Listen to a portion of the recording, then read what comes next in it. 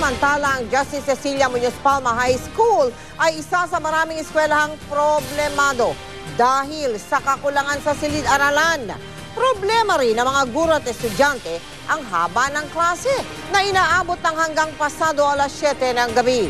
Mula sa lungsod ng Quezon, nakatutok live si Cesar Apolinario. Mel, alam mo sa ngayon ay kumagat na yung dilim at medyo madilim na nga rito sa paligid ng Justice Cecilia Muñoz Palma High School dito sa Payatas, Quezon City. Pero Mel, sa ngayon ay patuloy pa rin na nagtuturo ang mga guro at narito pa rin sa loob ng eskwelahan ang mga estudyante. Bali, pasukin ko lang itong isang classroom dito at kung makikita natin, no, patuloy. Ma'am, okay lang po ba? Ang giliw Si Binibining Palak. Ma'am, tanong ko lang po, dahil dalawang shift kayo, supposedly 3 shifts ito, Mel, ano? Opo. Pero dahil napagkasunduan ng magulang, no, tsaka ng mga guro, no, nagawin na lang 2 shift. Paano ho napagkakasya yung modules ng pag-aaral ng mga estudyante para matutunan nila yung buong school year, no? Okay. Yung pong mga estudyante, syempre po, makikipag-cooperate sa mga guro. Pati na yung mga guro din, so naisip po talaga namin na tapusin yung buong curriculum po na yung kung anong dapat naming ituro. Kasi po, kami pong mga guro, meron naman din po kayo, minamanage po naman namin yung mga time. At Sandali lang po, paano naman, bawa, siyempre nagugutom tayo. Paano yung recess? Ilang oras? Okay, sa totoo lang po, mahirap po talaga yung ano namin, yung time po namin ngayon. Lalo na po ngayon na 20 minutes lang po yung ibinibigay po dun sa mga estudyante. 20 minutes? Opo, sa dami po ng mga estudyanteng yan. So kung mainit ang lugaw, mabilisan. Opo. At saka minsan po, chichirya na lang po yung kinakain ng mga estudyante. Okay. Kasi yun na lang po yung mas madali po na matapos na kainin. Pwede magtanong ko lang yung isang estudyante nyo. Ikaw na lang. Iha, halika rito. Taga saan ka, Iha? Taga Jade Street po. Okay, pag pauwi ngayon, gabi na, di ba? Dalagita to. Ilang taong ka na? 14 po. O paano? Naglalakad ka ba? Parang walang masakyan sa labas. Naglalakad lang po ako. O, paano yun? Hindi ka nagpapasundo kay daddy? Hindi na po. Naku, ang tapang mo naman. May mga kasabay na lang po ako na mga malalapit lang po yung bahay sa banda po sa amin. So nakikisabay, at Opo. least kahit papano. Yun, Mel. Pero dito sa natuklasan natin dito sa may eskwelahang ito, nalaman natin na dapat nga ay 3 shifts, no? Pero ang problema, Mel, hanggang 11:30 ng gabi ang uwian ng mga estudyante. Narito ang aking report. Po. 3 gusali ang pinagkasya sa compound ng Justice Cecilia Muñoz Palma High School o JCMPHS. Maliit ang lugar pero taon-taon nadadagdagan pa rin ang mga estudyante. Buti na lang at itinayo noong 2005 ang isang gusali para pagkasyahin ang mga estudyante sa 40 silid-aralan. 45 estudyante kada classroom, pero dahil pumalo ng mahigit 7,000 estudyante ang bilang ng mga nag-enroll ngayong taon, kinapos ang classroom. Mas malaking hamon tuloy ang pagpapatupad ng K-12 na full blast na simula ngayong school year. Pero kahit patong-patong ang problema, hindi pa rin ipinatupad dito ang 3 shift. 18 sa 32 classroom hinati para ma-accommodate ang 2 section. May alternative learning system din na ibinigay sa may 100 estudyante. Pinatitake home sa kanila ang mga module at tuwing Sabado lang sila kailangan pumasok para magklase. Pero dahil sobra-sobra pa rin ang mga estudyante dito, halos walang epekto ang alternative learning system.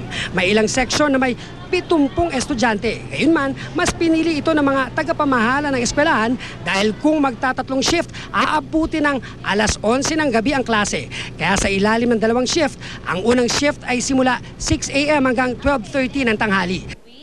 12:40 to 7:30 p.m. naman ang second shift.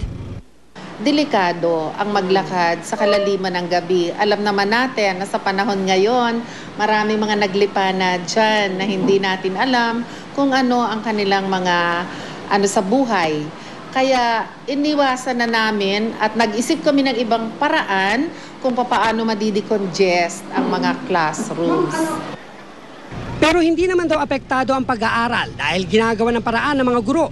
Ang pagsusulat at ibang gawain ipinapagawa sa tahanan. Ginagawa ring mas madali ang pagtuturo para makahabol ang mga estudyante. Siguro dahil nasanay na rin ako, kasi 7 years na rin ako dito maging 8 years na rin. Sa 7 years ko siguro, sanay na rin ako sa pagiging madaming bata sa bawat classroom. Ayun Mel, sa ngayon ay ilang minuto na lang ay matatapos na itong klase, itong section na ito. At gaya nga na sinabi ng isang estudyante kanina, sabay-sabay na lang silang umuwi. Kasi ang problema rito Mel, no, sa ilang mga lugar dito, may mga ilang illegal settlers na tabi-tabi yun. So napakadelikado talaga dahil hindi naman nila kilala yung mga nadadaanan nilang mga bahay. Mel. Aha. Sir, buti nandiyan pa si teacher, no? Sir, tukuyin mo nga. Bakit nga ba ganyan? Ang ibig sabihin ba, Sir, ganyan na for the whole school year? O ito ay opening of school year blues lang, kumbaga? Sir? Okay. Ang tanong ni Tita Mel sa ngayon ay kung ano lang ba to, bago lang ba to o hanggang buong school year ay magiging palaging ganito yung problema nyo? Opo, lagi po, kung halimbawa po dumarami po ang mga estudyante, patuloy pa rin po ang paghihirap po ng pagtuturo sa edukasyon. Kasi importante po talaga yung spasyo. Okay. Kailangan po ng espasyo ng ating paaralan dahil ang mga mag-aaral po natin, tingnan nyo naman po, napakalalaki po nila. Tsaka siksikan, di ba? Opo. So kung 70 ito, paano mangyayari nun? Nagkakandungan? Paano yun? Di ba parang ang hirap atang pagkasyahin dito? Hindi naman po. Ang ginagawa po talaga nila, kumbaga ina-adjust po yung mga monoblock, ginagamit na po nila para yun ang maging upuan ng mga estudyante. Paano ka gumagalaw pag nagtuturo? Kung minsan po nandito na lang po ako sa side na to, hindi na po ako kumikilos po doon. Pag gusto ko pong pupunta doon, kailangan ko pong humingi ng spasyo para makarating ako doon sa likod. Ito po'y maaaring mangyari lang po pagka nasa lower section. Pero pagka higher section po, kaunti lang po yung mga estudyanteng nakatalaga sa isang klase. Well, Mel, may tanong ka pa ba? Hindi. Maraming salamat at ako'y nakikiramay sa mga problema ni Mel. teacher, Oo talagang pati ako napakunot noo eh. Maraming salamat sa inyo dyan, Cesar Apolinario. Mahigpit din nagbantay ngayong araw na ito ng unang araw na pasukan ng Land Transportation Office o LTO. Hinuli nila yung mga overloaded na mga tricycle at mga motorsiklo na may angkas na mga batang estudyante. Nakatutok si June Veneracion.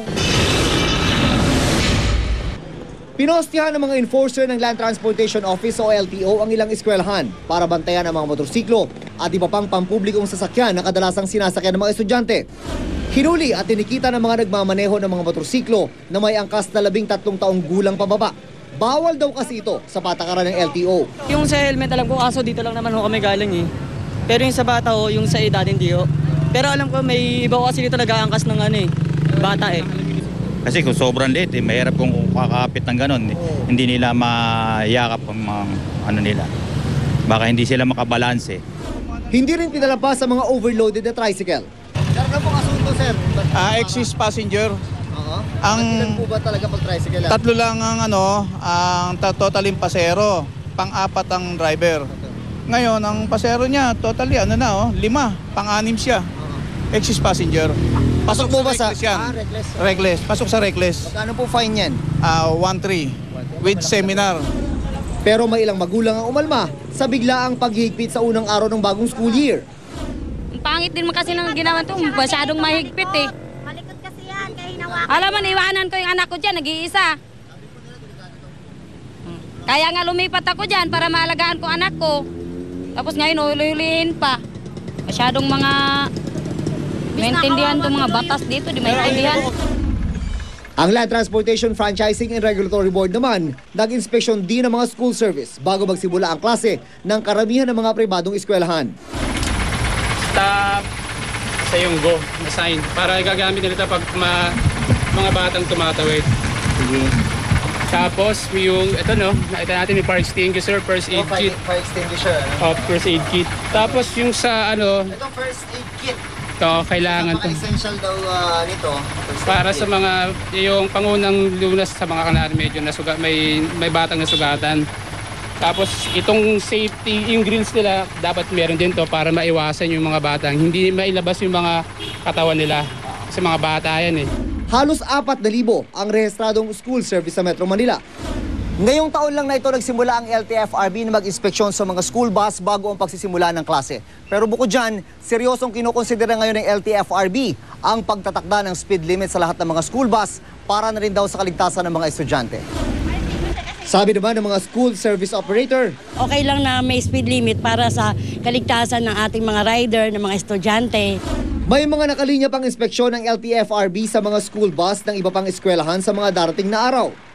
Nitong Pebrero lang, iniulat ng GMA News ang isang bata na nahulog mula sa kanyang school service Hindi raw nailak ang pintuan ng jeep na ginawang school service kaya nang paliko ang sasakyan, nahulog ang bata na nasa dulo ng jeep nakaupo.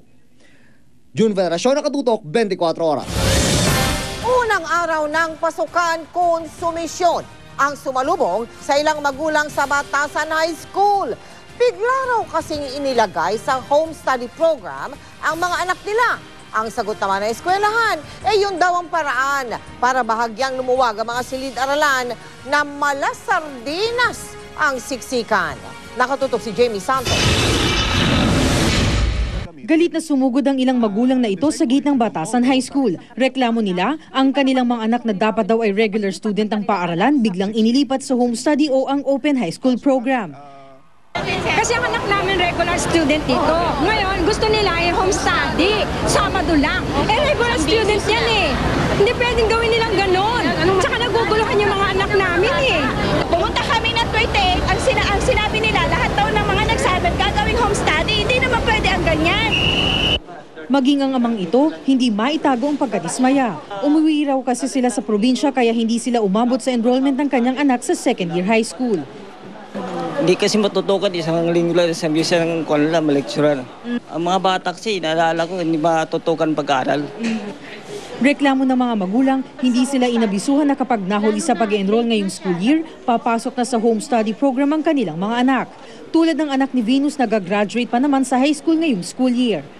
Ang gusto ko po sana, hindi na mapasok lang home study. Minsan lang ako umuwi monthly lang eh. Ayoko po ng home study, mas maganda regular eh. Kasi pag yung home study daw po, pagka-graduate, hindi mo daw po maaabot yung gusto mong kurso. Kasi certificate lang daw po ibibigay. Paliwanag naman ng pamunuan ng Batasan National High School, walang dapat ipag-alala ang mga magulang at estudyante sa home study program. Dahil gaya raw ng mga estudyanteng nasa regular class, gagraduate ang mga ito ng may diploma. Kapalit ng guro ay yung modules na sasagutan nila mula Lunes hanggang Biyernes. At sa Sabado naman ay sisikaping ipaintindi ng guro kung paano nila mas lubos na maiintindihan at matututunan yung dapat inaral nila nung Lunes hanggang Biyernes. Marami rin daw produkto ang programang na may magandang trabaho ngayon. Tulad ni Karen Latag na 3 taong sumailalim sa home study program at dahil na rin sa pagsusumikap, nakapagtapos siya ng kursong edukasyon. Bukas muli siyang babalik sa naturang eskwelahan sa pagkakataong ito para naman magturo. Yung mga activities namin, related din, kumbaga, ka-accurate ng sa regular. Kaya hindi kami naiiwan. Yung pagiging responsible, responsable sa pag-aaral mo. Then, yung hard work. Ayon sa Department of Education, target ng home study program na madecongest ang malasardinas na sitwasyon sa mga pampublikong paaralan. Mula sa halos 100 kada classroom, nais ng DepEd na ibaba ito sa 60. Prioridad na mabigyan ng home study ang mga late enrollee, ang mga overage, mga working student, star o student at risk of dropping out, may mga kapansanan at mga estudyanteng maagang nag-asawa o di kaya nagkaanak. Jamie Santos, Nakatutok, 24 Oras.